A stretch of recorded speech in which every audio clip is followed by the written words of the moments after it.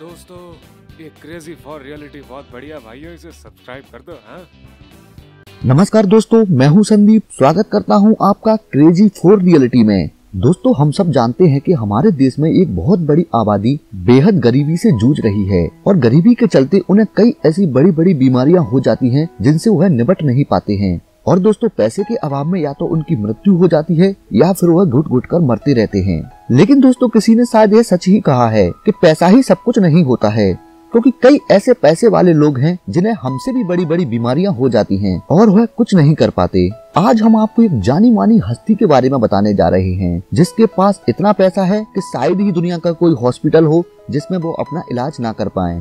दोस्तों, आज हम बात करने जा रहे हैं सुपरस्टार ऋतिक रोशन की फैमिली के बारे में।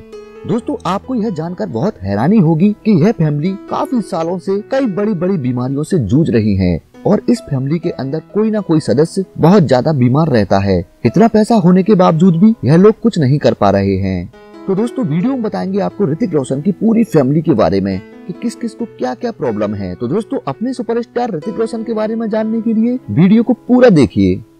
दोस्तों, ऋतिक ने 8 जनवरी को अपने इंस्टाग्राम अकाउंट पर पिता राकेश के साथ एक फोटो शेयर करते हुए उन्हें फर्स्ट स्टेज का थ्रोट कैंसर होने का खुलासा किया। रोशन फैमिली में इससे पहले राकेश की बेटी सुनैना कैंसर पेशेंट थी। सुनैना को सर्वाइकल कैंसर के साथ 6 और बीमारियां थीं। तो वहीं ऋतिक खुद 11 साल की उम्र में स्कोलियोसिस से जूझ रहे थे। दोस्तों, सुनैना रोशन ने कई इंटरव्यूज में बताया कि उनका वजन करीब 140 किलो था।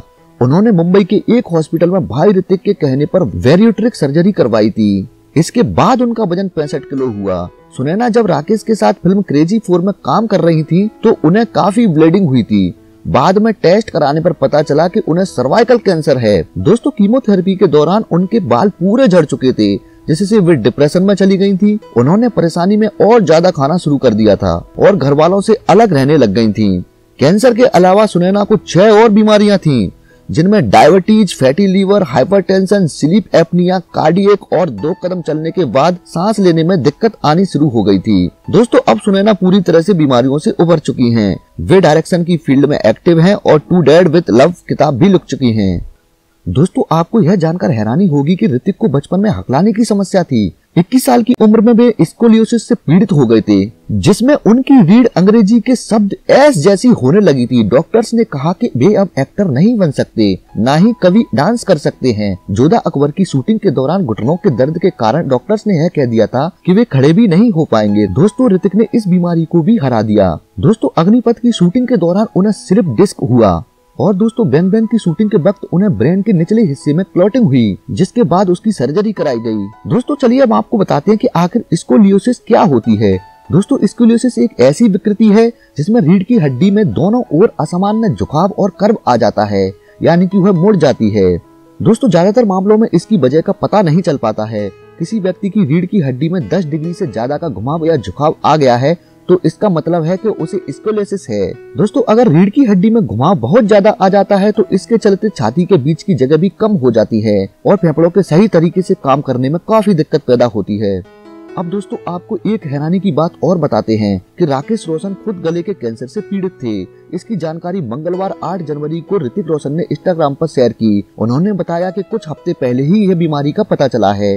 इंस्टा पोस्ट में ऋतिक ने लिखा कि आज मैंने सुबह डैड से फोटो के लिए कहा। जानता था कि सर्जरी वाले दिन भी वे अपना जिम सेशन नहीं छोड़ेंगे। दोस्तों, ऋतिक रोशन कहते हैं कि पापा मेरी जिंदगी के सबसे मजबूत इंसानों में से एक हैं।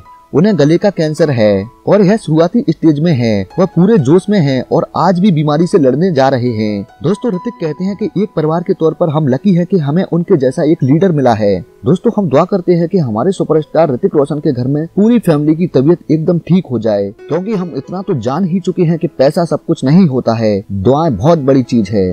दोस्तों, वीडियो कैसा लगा? अच्छा लगा तो लाइक कीजिए, कमेंट्स कीजिए। यदि आप चैनल पर पहली बार हैं तो प्लीज सब्सक्राइब जरूर कीजिए।